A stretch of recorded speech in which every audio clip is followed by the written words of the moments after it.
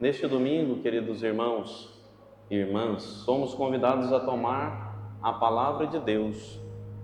Como? Como, Padre, devemos tomar a palavra de Deus? Como a tomou o sacerdote Esdras na primeira leitura do profeta Neemias? Como a tomou Paulo apóstolo na primeira carta aos Coríntios, na segunda leitura? E como a tomou Jesus na sinagoga no dia de sábado? E como todos nós precisamos ser tocados, aqui há a prova de que esses três personagens, Esdras, também São Paulo apóstolo e Jesus, tocaram o coração das pessoas de tal forma que a palavra de Deus foi proferida e explicada, mostrando-nos o quão importante é ler, proclamar, explicar, meditar e aplicar a palavra de Deus no dia a dia da nossa vida. O que nos faz lembrar também a leitura orante da Bíblia. Você tem feito a leitura orante da Bíblia? Sabe o que é? Chamada também como Lectio Divina.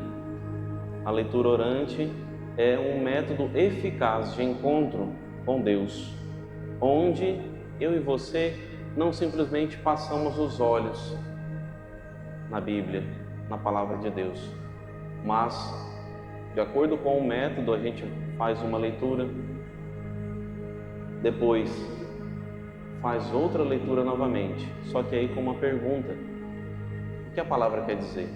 Que aí a gente começa a entender, a prestar atenção e buscar a compreensão da palavra. O que essa palavra quer dizer? Faz outra leitura e aí pergunta: o que Deus quer falar para mim através dessa palavra? Depois lê mais uma vez aquele versículo, aquele capítulo foi propiciado pela igreja para nós. E aí pergunta: o que esta palavra produziu em mim de frutos? Como ela me incomodou? E aí cada um vai passar por um encontro com Jesus na palavra, com Deus, com o seu ensinamento, ou sua exortação, ou sua graça, seu conforto, sua consolação. Cada um vai ter uma experiência com a palavra, mas para isso é preciso mergulhar nela várias vezes e fazer as perguntas certas. Se a gente faz realmente a Lectio Divina, pelo menos, o ideal seria todos os dias, mas se pega pelo menos no domingo para você fazer uma preparação para a semana que já é vindoura, para você se preparar para a semana com algo para você viver a semana. Faça então dessa forma. Busque os ensinamentos no YouTube, busque na internet lá como fazer a Lectio Divina, como fazer a leitura orante da palavra. Por quê, meus irmãos? Porque cada um de nós, se fizermos isto, Deus quebra as barreiras do nosso coração, propostas colocadas pela concupiscência do pecado, entranhada dentro de cada um de nós seres humanos, e aí Ele começa a ter espaço e a conseguir agir. E nos faz cheios do Espírito Santo, como o próprio Jesus, cheio do Espírito do Senhor, Ele agia. Lembra?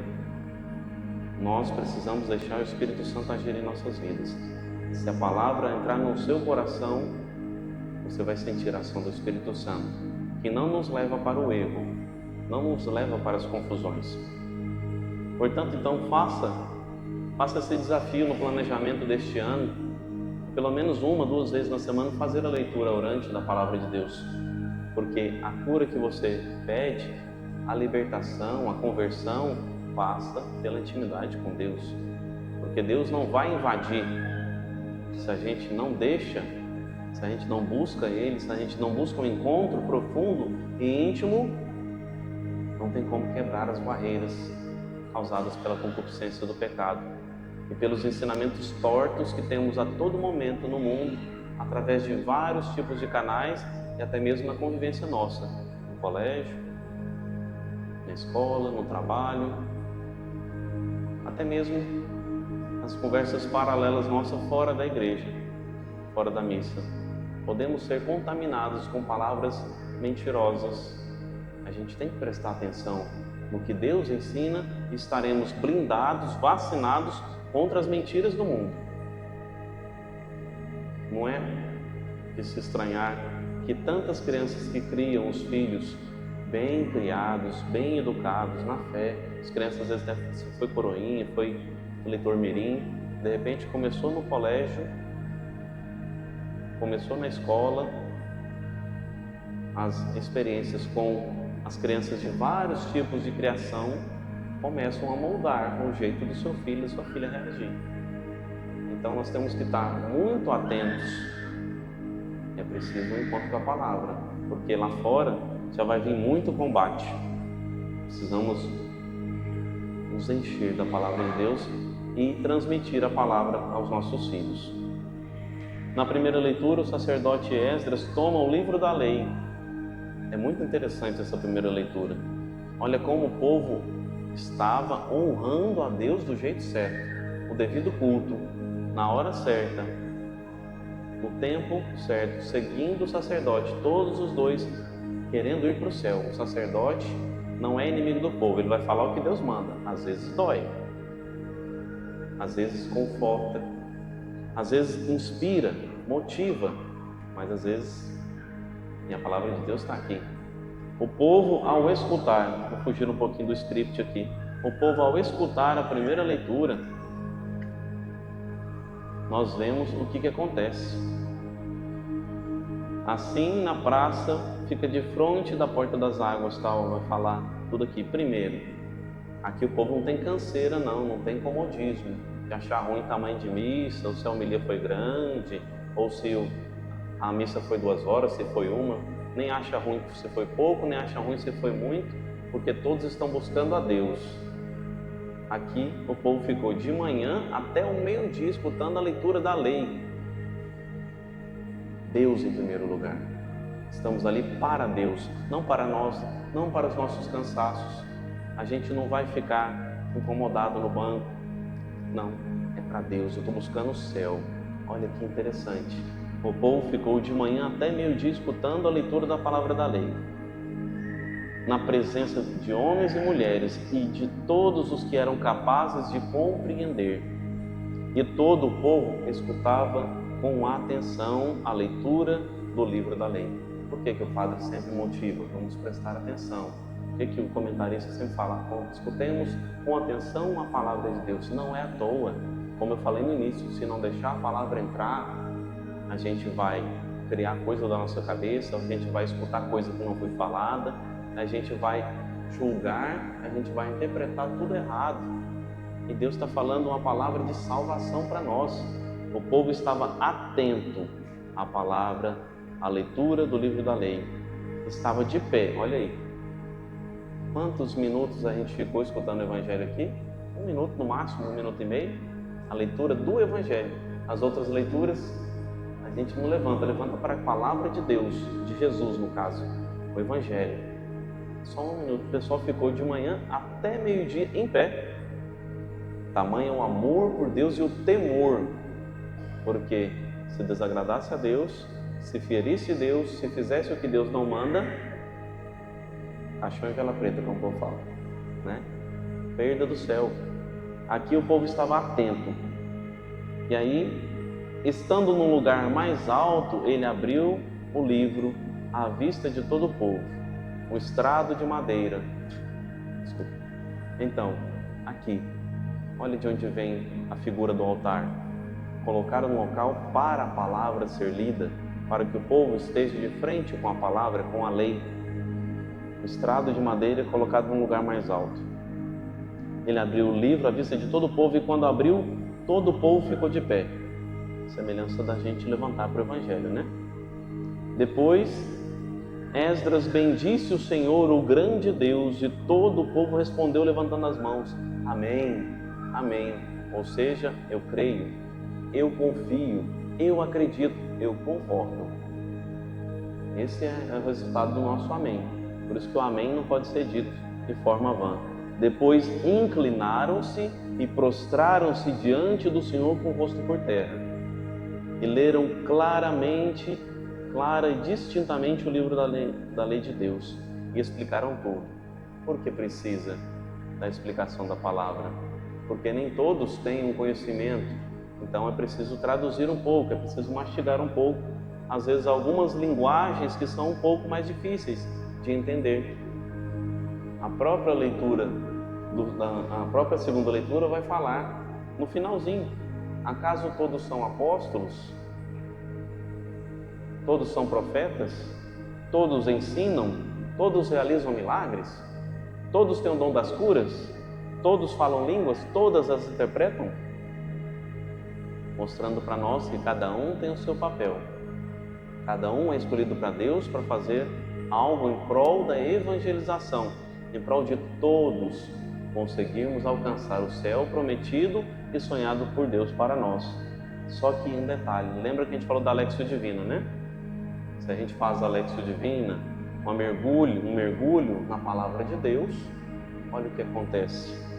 Aqui aconteceu um efeito do encontro com Deus na sua palavra, de maneira que todos podiam compreender. O governador Neemias e Esdras, sacerdote e escriba, e os levitas instruíam o povo. Eles tinham a consagração e o mandato de Deus para fazer isso. Não é qualquer pessoa que pode ensinar a palavra de Deus. Não é qualquer pessoa que tem o ensino. Por que o sacerdote é o que não sabe nem explicar direito, tem hora? Fica 9 anos estudando, 8 anos estudando, para poder saber ensinar o povo. Não é à toa que a gente estuda tanto, e é que ainda não aprende tudo, porque é muita coisa. A gente vai aprendendo às vezes nas reflexões, na oração também. E aí, o que acontece? O povo começa a chorar ao que escuta a leitura da lei de Deus, da palavra de Deus. Olha, um dos efeitos que a palavra de Deus pode causar em mim e em ti. Não é um choro, emocionismo, sentimentalismo, não. O temor de Deus, o enfrentamento que a palavra nos coloca de frente conosco mesmo, porque Deus revela o homem ao próprio homem. E aí, o que acontece? A gente começa a enxergar nossas misérias, as nossas falhas, rebeldias para com Deus, o nosso egoísmo muitas vezes. E aí, entrando, mergulhando na palavra de Deus, o Deus todo santo e puro e perfeito, como diz o Salmo, vem mostrar para nós onde a gente precisa melhorar. E às vezes dói, e às vezes causa comoção, aquela conversão, aquela contrição dentro do nosso coração através das nossas misérias, um desejo de ser santo que leva muitas vezes a gente chorar de piedade de nós mesmos, de tão miseráveis que somos. Mas no final, Neemias vai falar que não é só isso, não é para ficar triste, porque é um dia consagrado ao Senhor, também é um dia de alegria, porque o Senhor vem nos libertar. A palavra chega até nós para nos mostrar que existe um Redentor e um Salvador. E aí então, queridos irmãos e irmãs, ele fala, instruindo o povo, disse a todos: este é um dia consagrado ao Senhor vosso Deus. Não fiqueis tristes, nem choreis, pois todo o povo chorava ao ouvir as palavras da lei. E Neemias disse-lhes: ide para as vossas casas, comei carnes gordas, tomai bebidas doces e reparti com aqueles que nada prepararam. O nosso domingo é o nosso dia de preceito, é o dia consagrado ao Senhor. Todos os dias são de Deus, mas Deus escolheu um dia, o domingo, no Novo Testamento, para nós virmos ao encontro dele e, encontrando com ele, chorarmos as nossas misérias, mas não pararmos nas tristezas que o pecado causa em nós e nos outros. Nos alegrar, porque é um dia consagrado a Deus, nosso Salvador, nosso Rei. Ele quer nos salvar. Então, o que a gente faz normalmente? Eu dei um exemplo de quem participa da missa no domingo, de manhã, 7 horas da manhã, 9 horas, não é verdade? Sai daqui, vai fazer o quê? Às vezes vai para o lago, às vezes vai para a casa do pai e da mãe, às vezes vai para a casa de algum parente, vai fazer o quê? Preparar um almoço, confraternizar. É um dia também de descansar no Senhor, não descansar de forma vã, errada, não, descansar no Senhor, confraternizar com os familiares, com os amigos, descansar. E aponta também a questão da caridade, repartir com aqueles que nada prepararam, pois este dia é santo para o nosso Deus. Não fiqueis tristes, e aquilo que vocês escutam todo domingo ao participar da missa no final, normalmente tem várias fórmulas, mas ide, a alegria do Senhor seja a vossa força, ide em paz, o Senhor vos acompanhe no final da missa. Na verdade, a alegria do Senhor seja a vossa força, para não pararmos nas tristezas do mundo e termos esperança. E aí, por que temos esperança? O Salmo vai falar para nós, porque a lei do Senhor Deus é perfeita, não tem erro, Deus não erra. Tudo que estamos passando, mesmo que sejam dores, Deus aproveita para o nosso crescimento, para a nossa santificação. Será que eu e você estamos também aproveitando as oportunidades que o mundo colocou e Deus quer aproveitar e nos ajudar a crescer?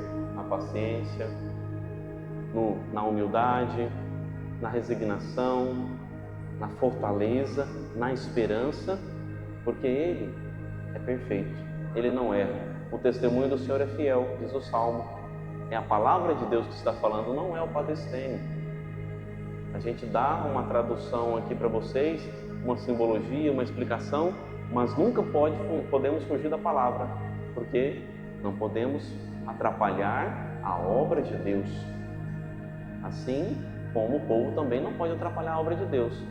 Quando se escuta uma coisa aqui e se fala outra coisa lá fora, está combatendo a evangelização. E é digno de dó e piedade esse pobre coitado que fala contra o que foi pregado, contra a palavra de Deus. Os preceitos do Senhor são precisos. É cirúrgico o que Deus fala para nós muitas vezes. Não fala que a palavra é como uma espada que divide a alma, espada de 2 gumes, divide espírito e alma. É preciso, Deus é preciso como um bom cirurgião na hora que está curando, tirando um tumor, tirando uma doença do corpo, fazendo uma cirurgia. Mas o temor do Senhor é puro, é imutável. Deus não negocia com o pecado. Ele não muda para nos agradar. Ele nos ajuda a mudar para não perdermos o céu. Que vos agrade o cantar dos nossos lábios.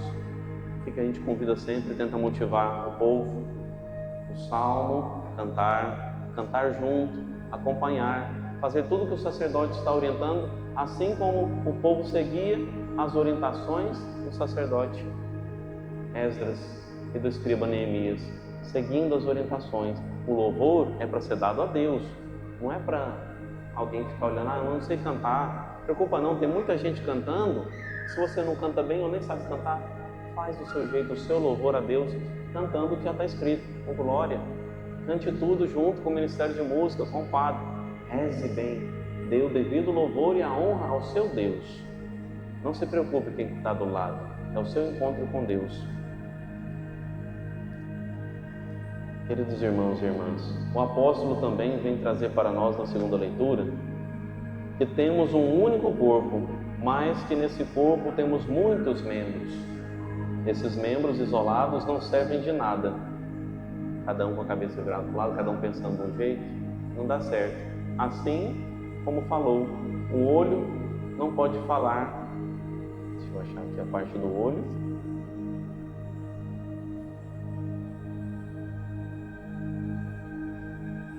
Segunda leitura, rapidinho. Eu não sou o olho, portanto não pertenço ao corpo. Nem por isso deixa de pertencer. Mas, como um corpo com membros doentes, atrapalha a fisiologia, ou seja, o funcionamento completo do corpo. Qualquer um dos membros, pode ser que membros que são mais periféricos no corpo não atrapalhem o restante do funcionamento, mas se está doente, atrapalha. Quando você sente dor de cabeça, você não sabe o porquê da dor de cabeça, mas alguma parte do seu corpo está gritando, tem algo errado, e aí reflete lá a dor de cabeça. Por isso é preciso ir para o médico. Às vezes a gente vai para os analgésicos, imediato, porque às vezes não conseguimos acesso ao médico por tudo, para tudo. Mas é um sinal que todos estamos interligados, o corpo, cada membro. Isso quer dizer o quê? Semana passada a gente falava da figura da igreja como esposa de Deus, correto? Todos nós como igreja somos esposa de Cristo. Hoje nós vemos através da explicação de São Paulo que nós, como igreja, cada membro, somos membros de um só corpo, Cristo. A igreja, Cristo é a cabeça, nós os membros, mas todos, junto com Cristo, somos igreja. É o corpo místico de Cristo. E aí, onde tem muitas vezes algum probleminha, onde partes do corpo começam a dar problema, começa a atrapalhar o funcionamento da igreja. Cada um de nós somos imperfeitos. Estamos aqui porque estamos doentes. É chamada a igreja de hospital do Mestre e do Médico Jesus. Precisamos estar aqui então. Você está com problema, você está num pecado que não consegue vencer, vem para a igreja. Você lá fora vai ser pior, não tem ninguém para te ensinar a sair do pecado lá fora. Aqui tem. E tem o apoio dos irmãos para rezar. Rezamos juntos pela conversão dos pecadores. E nós estamos no meio, cada um de nós. Então a gente precisa estar unidos, não ser inimigos, mas sermos unidos a Jesus. A figura hoje que São Paulo apresenta é essa do corpo místico de Cristo. Embora o corpo seja um, mas tem muitos membros. Mas como todos os membros do corpo, embora sejam muitos, formamos apenas um corpo. Assim acontece com Cristo. E aí nós já sabemos. E ele fala rapidamente, de fato todos nós, judeus, gregos, pobres, ricos, escravos, livres, fomos batizados em um único Espírito. Portanto, não adianta o batizado falar, tira meu nome do livro do batismo aí, porque agora eu sou ateu. Tira meu nome do livro porque agora eu mudei de religião. Tira meu nome do livro porque eu sou cético agora. Não adianta. Você foi batizado, você faz parte do corpo de Cristo. É uma parte doente que precisa ser curada, mas se afasta da palavra de Deus, não tem como receber o remédio devido. Não adianta. É um sinal indelével o batismo, a crisma e a consagração sacerdotal. É um batismo, é um sinal na alma, selado. Não tem jeito mais. Por isso que o Dom José fala pra gente, mesmo sendo padre, o padre vai para o inferno também. E aí ele faz a alusão de que se o padre for para o inferno, fica com as mãos de fora, que as mãos estão ungidas, as mãos é santa, né? Querido Dom José. Mas, queridos irmãos, aqui também São Paulo vai apresentar lá no final, como já lemos, cada um dos membros tem uma missão. Cada um dos membros tem uma missão. Alguns são apóstolos, o Papa e os bispos. Alguns são profetas, alguns ensinam, outros realizam milagres, outros têm dom de cura, são os carismas, dados para a igreja, não para nós. Nem todos têm dom de línguas e nem todos sabem interpretar a Bíblia. Tanto é que, se tem um erro e atrapalha a evangelização, isso é chamado heresia. Se é um erro contra a doutrina católica, como aconteceu 500 anos atrás. Um membro da igreja ficou doente. Começou a interpretar, e eu que era muito inteligente, começou a interpretar as coisas ao bel prazer.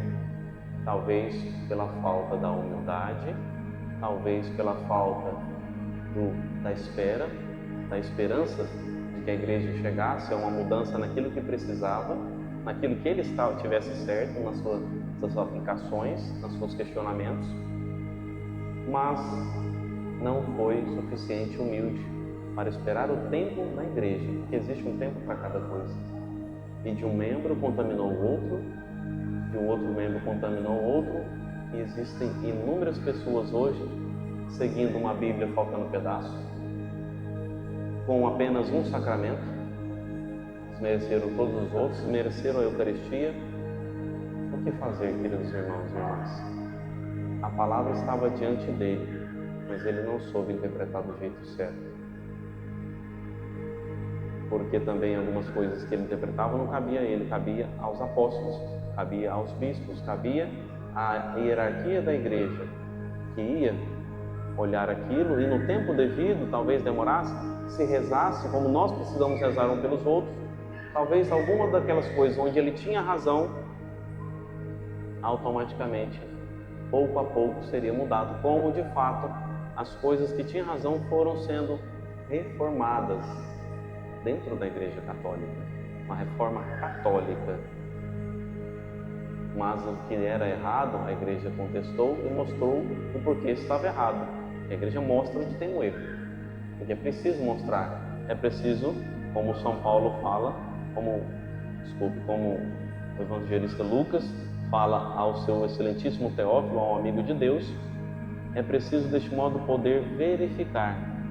Ele está ensinando de forma ordenada para que todos aqueles que forem amantes da palavra de Deus aprendam a solidez do ensinamento de Deus e onde está cada ensinamento, cada explicação. Por isso que ele fala, muitas pessoas já tentaram escrever a história, os acontecimentos, os testemunhos que foram transmitidos, que foram testemunhos oculares e ministros da história, mas após fazer um estudo cuidadoso, ele estuda cuidadosamente os papiros, as escrituras que tinham ali os pergaminhos que falavam da palavra de Deus, dos acontecimentos, da ação de Jesus na vida do povo, dos testemunhos daqueles que presenciaram a ação de Deus, Jesus na terra.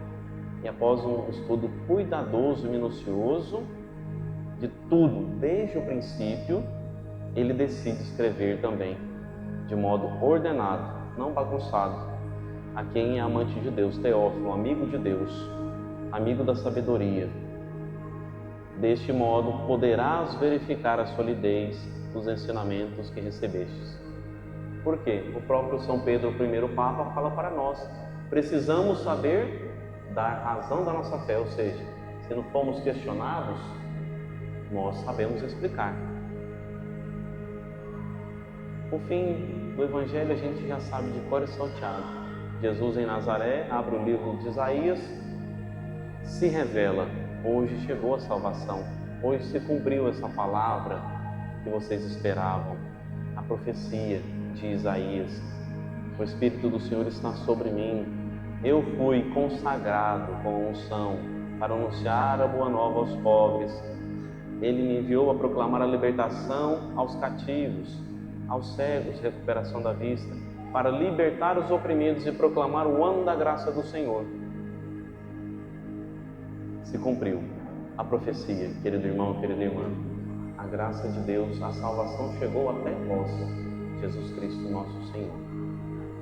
Portanto, precisamos prestar atenção em cada ensinamento que o sacerdote traz, porque o sacerdote, o Papa, os bispos foram consagrados, foram ungidos, preparados para anunciar a boa nova, trazer a consolação, interceder por aqueles que sofrem, fazer como Cristo fez. O sacerdote é outro Cristo. Deixemos-nos então tocar pela palavra de Deus, nos transformar, muitas vezes nos constranger com a nossa miséria, mas pedir a Deus a contrição perfeita, a conversão. E aí a consolação vai chegar para mim e para você, no momento certo. E no fim da vida, a grande maravilha, ser recebido pela própria palavra, o Verbo encarnado no céu, Jesus Cristo. Amém? Que Deus possa te abençoar e te dar ao seu coração, à sua mente, um encontro sincero e verdadeiro com Deus através da sua palavra. Louvado seja nosso Senhor Jesus Cristo.